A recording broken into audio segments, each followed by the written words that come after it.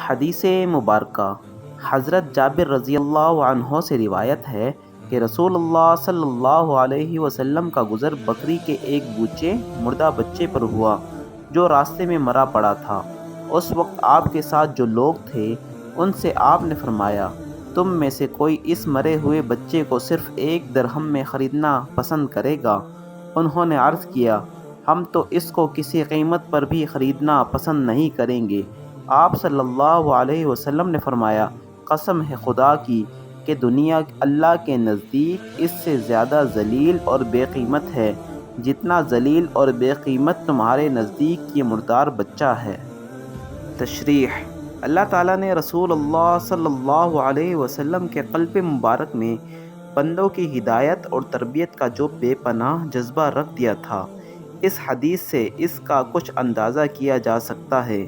آپ راستہ چل رہے ہیں، بکری کے ایک مردار بچے پر آپ کی نظر پڑتی ہے۔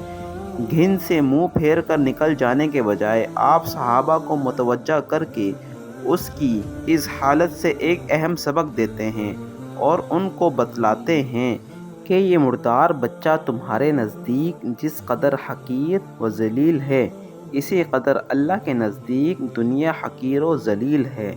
اس لیے اپنی طلب و فکر کا مرکز اس کو نہ بناؤ بلکہ آخرت کے طالب بنو۔